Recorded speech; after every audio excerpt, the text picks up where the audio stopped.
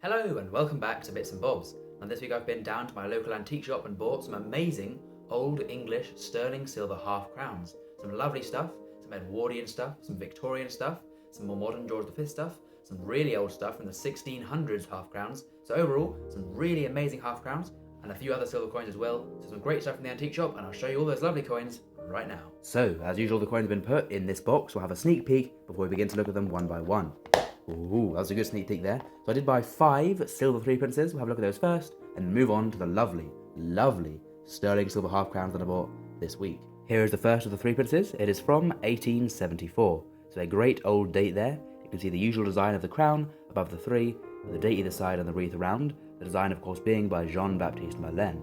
A great design with the young head portrait of Victoria to the obverse, but it's a date I do already have, as it's mainly just bought for £1, as they all are, for silver investment rather than for my date run, as I already have that date. The next date of 3 pence is this one here, an older one from 1866. So a date I'd already have, but again, a great date, an older coin, a young head Victoria once again. So another great coin. This one does look to be shined, but it doesn't really matter that much, as I do have a better one, like I say. This will only be bought for the silver and going into my tub of silver. But nonetheless, a great coin for £1.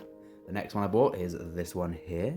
This is a dirty one, but the date is visible. We can just about see if it focuses there. I believe it is 1876, but again, a very dirty and destroyed coin. I have a better one in my date run. The obverse is a bit better. You can see there the sort of details of Victoria on the obverse. But like I say, just bought for silver for £1, which is a good price for the silver.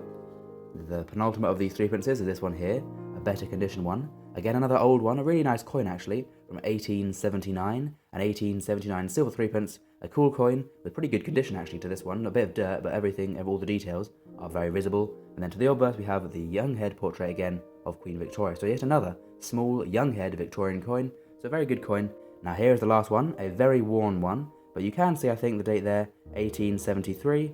I'm pretty sure that is again. So another old young head Queen Victoria one, very worn this one. But there we go. So 5 lovely young head, worn but still visible 3 pences, sterling silver. So let's add them to the tub of silver. So here is my tub of duplicate silver coins that I've got twice, one in my date run, and then 1 or more in here for the silver content value. Then we'll add now these 5 3 pences, and I'll be added in. It's a great sound, and some more silver added to my sort of stack there of old silver coins. Very nice. And we'll now move on to something even nicer, which is the 5 sterling silver half crowns I've bought this week. Some lovely coins. And we'll start with this one here, going from worst to best in my opinion. So here is the first or the worst of the 5 that I bought. We have here a glorious 1901 half crown, the last year of half crown, and for all coins that featured the portrait of Queen Victoria, as she did die in January of 1901. So this is the veiled head portrait by Thomas Brock. We can see the initials TB there for Thomas Brock, and the coin is in quite nice condition, maybe a tiny bit shined on both sides. We have the legend, Victoria de Gra Brit Reg, Victoria, by the grace of God, Queen of Britain, facing to the left with the crown and the veil, as this is the veiled head or widowed head, as I mentioned. The edge milling is still intact, and the design on the reverse is mainly all visible, a bit of wear to the middle there, but still a lovely design with a crowned pointed shield, reminiscent of the guinea design, the spade guinea, with some roses and ribbons around, then the legend around that, and then to the bottom, the date, 1901, and then the little portrait there of St. George slaying the dragon, adding even more detail to this lovely, lovely coin. Let's get a close look at this coin.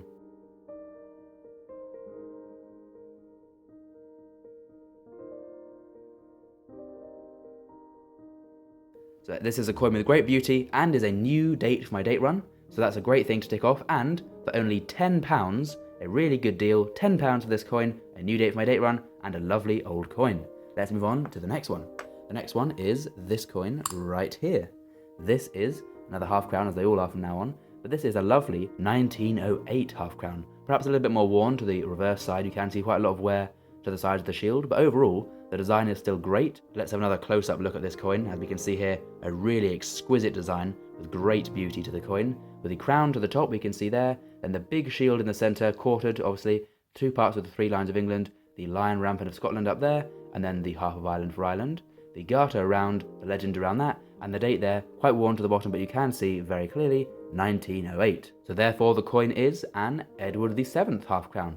A lovely portrait there. Really good to see the portrait on a bigger coin rather than some of the smaller ones, as Edward VII half crowns are a bit less common for all the dates. The mintages for all these coins will be on screen as we go through. We can see a great coin with the legend still pretty much all intact apart from the word Brit, and the portrait there very recognisable with the eyes, nose, mouth and sort of beard and moustache still being visible, as is the ear, so not too much wear there, but it is, quite worn over the side. So a great date of half crown to get, again for only £10, another great deal for this coin, and another new date for my half crown date run, yet another half crown ticked off for the date run for another great price. The next coin is this one here, an older one, an 1800s half crown, and this is another lovely, lovely coin. Let's get a close-up look, as we can see there, so much detail to this coin, absolute beauty, a lovely colour, silver is a great colour, and this is a lovely design to grace the lovely metal of silver.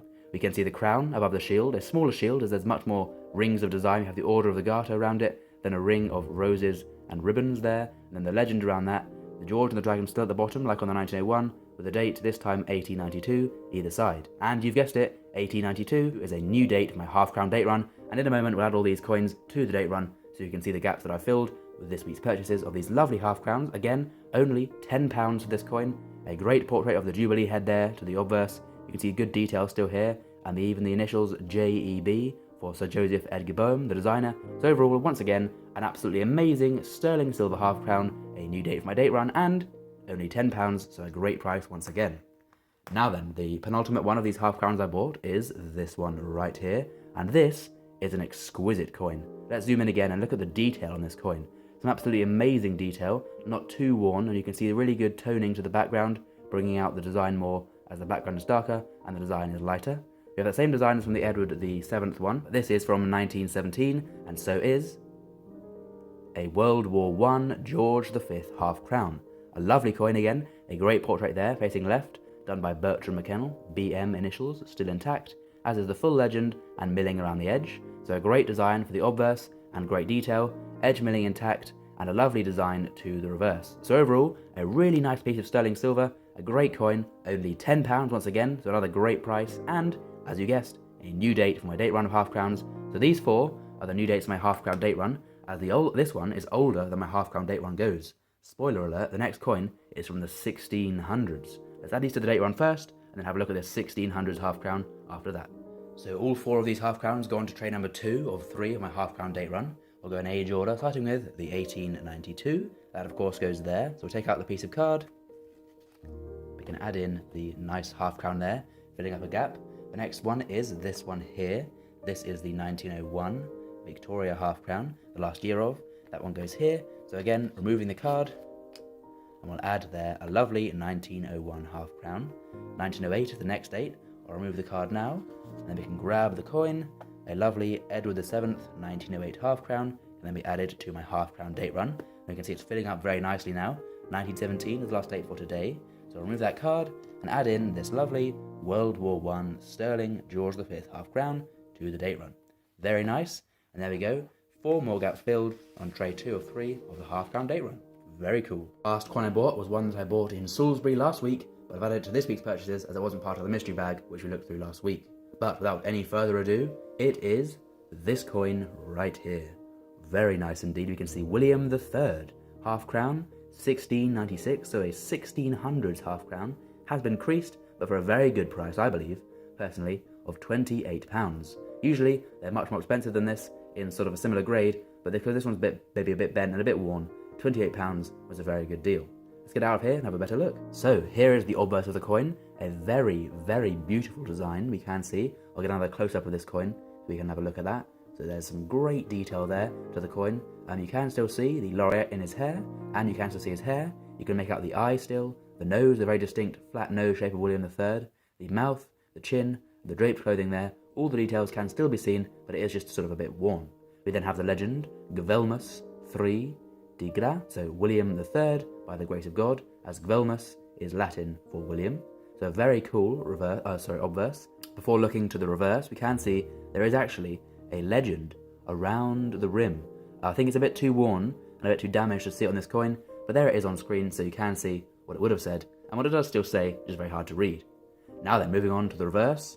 Whoa, this is a lovely coin, a really good coin, I think. I'm very happy with it. We can see there the Lion of Orange to the centre, so very cool. We then have the Harp of Ireland in this crowned shield. Then we have the Fleur de Lis Lilies of France in this crowned shield. We then have the 3 Lions of England in this crown shield, and a bit worn, and that's where the crease went. This would have been the Lion Rampant of Scotland in this crown shield. And we can see most of the legend there, Mag Bre Fr Et Hib Rex, so King of Great Britain, France and Ireland, it would read, and of course still does, but just is a bit worn. So overall, a really good coin to have. Now I would prefer, of course, a coin in better condition, of course, who wouldn't. However, this does give the opportunity to really fondle and really feel the coin.